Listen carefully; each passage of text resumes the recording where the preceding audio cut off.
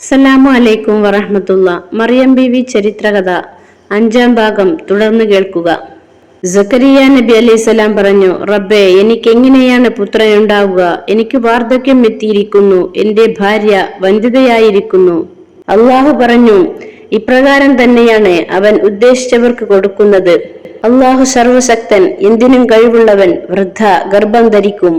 സംഭവിക്കുന്നതിന് ഒരു അടയാളം കാണണം. മനസ്സിന്റെ മോഹമാണ് റബ്ബേ, എനിക്കൊരു അടയാളം കാണിച്ചു തരേണമേ. അങ്ങനെ അടയാളവും കാണിച്ചു. 3 ദിവസം സംസാരിക്കുവാൻ കഴിയില്ല. ആശയവിനിമയത്തിന് ആംഗ്യം മാത്രം, സംസാരിക്കാത്ത നോമ്പ്. കാലത്ത് അങ്ങനെ ഒരു ആരാധനാ സമ്പ്രദായം ഉണ്ടായിരുന്നു. നോമ്പ് നോൽക്കും, പിന്നെ സംസാരമില്ല. 3 ദിവസം സംസാരമില്ലാതെ കടന്നുപോയാൽ ഉറപ്പിക്കാം, ഭാര്യ ഗർഭിണിയാവും. പുത്രൻ ജനിക്കും. ആ ദിവസം രാവിലെയും വൈകുന്നേരവും തസ്ബീഹ് ചൊല്ലണം, ധാരാളം ചൊല്ലണം. സൂറത്തു ആൽ ഇമ്രാനിലെ 41-ാം ആയത്തിന്റെ ആശയം ഇങ്ങനെ: സക്കരിയ പറഞ്ഞു, എനിക്കൊരു അടയാളം ഏർപ്പെടുത്തി തരേണമേ. അള്ളാഹു പറഞ്ഞു, നിന്റെ അടയാളം ആംഗ്യം മൂലമല്ലാതെ നീ 3 ദിവസം ജനങ്ങളോട് സംസാരിക്കുകയില്ല എന്നതാണ്. രാവിലെയും വൈകുന്നേരവും തസ്ബീഹുകളും ദിക്റുകളും ധാരാളം വർദ്ധിപ്പിക്കുക. സംസാരമില്ലാത്ത 3 ദിവസങ്ങൾ, ആശയവിനിമയത്തിന് ആംഗ്യം മാത്രം. ഒരു സമൂഹം ഇതിനെല്ലാം സാക്ഷിയാണ്. ഇങ്ങനെ ആ ദിവസങ്ങൾ കടന്നുപോയി. ആളാകെ മാറിപ്പോയി. പുത്രനെ കുറിച്ചുള്ള പ്രതീക്ഷയാണ് അവരെ മാറ്റിയത്. മനസ്സ് വല്ലാതെ കൊതിച്ചുപോയി. മറിയം ഒരു സ്ത്രീയാണ്. മലക്കുകൾ അവരുടെ അടുത്ത് വന്ന് സംസാരിക്കുന്നു. ഒരിക്കൽ മലക്ക് അവരുടെ അടുക്കൽ വന്ന് പറഞ്ഞു, നിങ്ങളെ ഒരു വിശിഷ്ട വനിതയായി അള്ളാഹു തിരഞ്ഞെടുത്തിരിക്കുന്നു. സാധാരണ ഒരു സ്ത്രീയല്ല, പ്രത്യേകതകൾ ഏറെയുള്ള അത്ഭുത സ്ത്രീ, ഉന്നത പദവികളുള്ള വനിത. ഒരിക്കൽ മലക്ക് അവരോട് പറഞ്ഞു, നിങ്ങളെ അള്ളാഹു ശുദ്ധീകരിച്ചിരിക്കുന്നു. അള്ളാഹു പരിശുദ്ധയാക്കിയ വനിത, വിശുദ്ധയാണവർ. മനസ്സും ശരീരവും പരിശുദ്ധം, ആത്മാവും ശരീരവും പരിശുദ്ധം. ലോക സ്ത്രീകളിൽ സമുന്നതയാണവർ. സൂറത്തു ആൽ ഇമ്രാനിലെ 42-ാം വചനത്തിന്റെ ആശയം കാണുക. മലക്കുകൾ പറഞ്ഞ സന്ദർഭം ഓർക്കുക. മറിയമേ, നിശ്ചയമായും അള്ളാഹു നിന്നെ വിശിഷ്ടയായി തിരഞ്ഞെടുക്കുകയും നിന്നെ ശുദ്ധിയാക്കുകയും ചെയ്തിരിക്കുന്നു. ലോകത്തുള്ള സ്ത്രീകളിൽ നിന്ന് അള്ളാഹു നിന്നെ ശ്രേഷ്ഠയായി തിരഞ്ഞെടുക്കുകയും ചെയ്തിരിക്കുന്നു. ഒരു സ്ത്രീക്ക് അതിൽ കൂടുതൽ ഏത് പദവിയാണ് നേടുവാനുള്ളത്?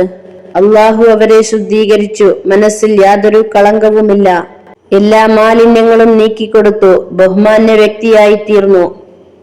അള്ളാഹു നൽകിയ അനുഗ്രഹം അപാരം തന്നെ. എന്തൊരു പദവി! പദവി കൂടുന്തോറും വിനയം കൂടണം. അള്ളാഹുവിന് നന്ദി കാണിക്കണം. എങ്ങനെ?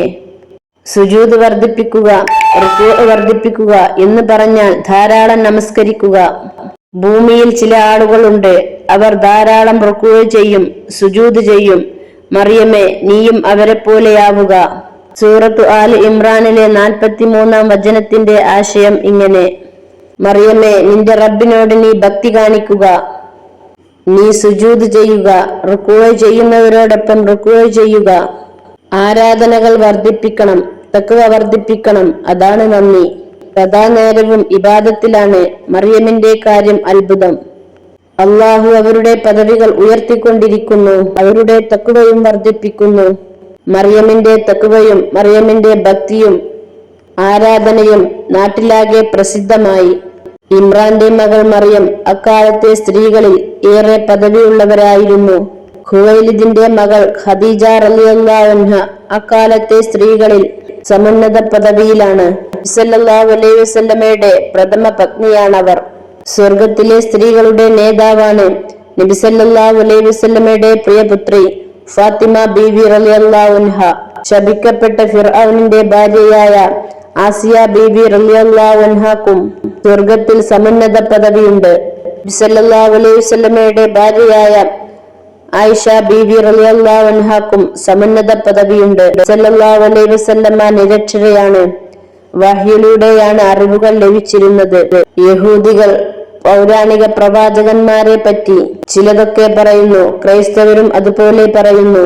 യേശു, മറിയം എന്നിവരെ പറ്റിയും പറയുന്നു. കഥ പറയുന്നത് പോലെ ചില വിവരണങ്ങൾ അവർ പറയുന്നു. അറബികൾ അത് കേൾക്കുകയും ചെയ്യുന്നു. വഹി ഇറങ്ങാൻ തുടങ്ങിയപ്പോൾ നബി സല്ലല്ലാഹു അലൈഹി വസല്ലമ പൂർവ്വ പ്രവാചകന്മാരെ കുറിച്ച് സംസാരിക്കുവാൻ തുടങ്ങി. അത് ക്രൈസ്തവരെയും യഹൂദരെയും അത്ഭുതപ്പെടുത്തി.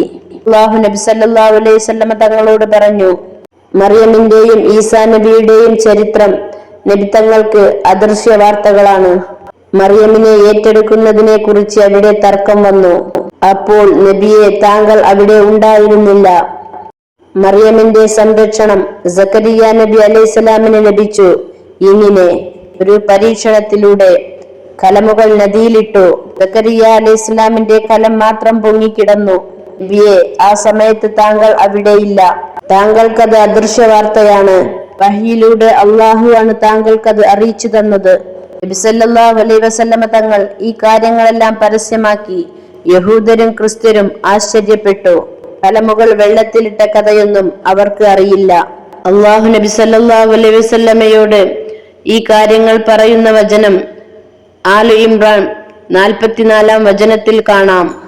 ഇതിന്റെ ആശയം ഇങ്ങനെ: നബിയെ, താങ്കൾക്ക് ഇതെല്ലാം അദൃശ്യ വാർത്തകളിൽ പെട്ടതാകുന്നു. നാം താങ്കൾക്ക് അത് വഹി മുഖേന അറിയിക്കുകയാണ്. മറിയമിനെ ആര് സംരക്ഷിക്കണമെന്ന് തീരുമാനിക്കാൻ അവരുടെ കലമുകൾ വെള്ളത്തിലിട്ടപ്പോൾ താങ്കൾ അവരുടെ അരികിൽ ഉണ്ടായിരുന്നില്ല. അവർ തർക്കം നടത്തിക്കൊണ്ടിരുന്നപ്പോൾ താങ്കൾ അവരോടൊപ്പം ഉണ്ടായിരുന്നില്ല. യഹൂദികളെയും ക്രിസ്ത്യാനികളെയും അത്ഭുതപ്പെടുത്തിയ വചനങ്ങളാണിത്. നബി സല്ലല്ലാഹു അലൈഹി വസല്ലമയെ അവർക്ക് നന്നായി അറിയാം. ഈ പറഞ്ഞ കാര്യങ്ങളെല്ലാം അള്ളാഹു അറിയിച്ചു കൊടുത്തത് തന്നെയാണ്. ഇത്ര വ്യക്തമായി കാര്യങ്ങൾ പറഞ്ഞിരിക്കുന്നു.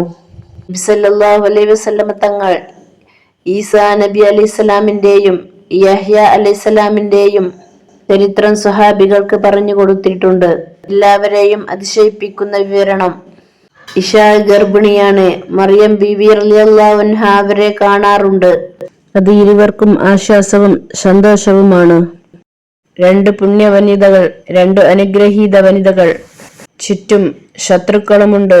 ശക്തന്മാർ, ധനികന്മാർ, കായികബലം ഉള്ളവർ, ആയുധശേഖരണം ഉള്ളവർ, സ്വാലിഹീങ്ങളുടെ ശത്രുക്കൾ. അവരുടെ മധ്യത്തിലാണ് അള്ളാഹു മറിയമിനെ വളർത്തുന്നത്. ശത്രുക്കളുടെ കൺമുൻപിലാണ് ഇസാഹിന് ഗർഭം ധരിക്കുവാൻ അള്ളാഹു അവസരം നൽകിയത്. ശത്രുക്കൾ പലതും പറയുന്നു, പരിഹസിക്കുന്നു. മാറ്റത്തിരുത്തലുകൾ നടത്തിയ വേദഗ്രന്ഥവുമായി ശത്രുക്കൾ നടക്കുന്നു. യഥാർത്ഥ വേദഗ്രന്ഥവുമായി സക്കരിയ നബി അലൈഹിസ്സലാമും ഇശാ റളിയല്ലാഹു അൻഹയും ജീവിച്ചിരിക്കുന്നു. മറിയം റളിയല്ലാഹു അൻഹ അത് പാരായണം ചെയ്യുന്നു. ഫലസ്തീൻ സന്തോഷവാർത്ത കേട്ടു. ഇശാ പ്രസവിച്ചു. സക്കരിയ അലൈഹിസ്സലാം പിതാവായിരിക്കുന്നു. സത്യവിശ്വാസികൾക്ക് മനം നിറയെ സന്തോഷം.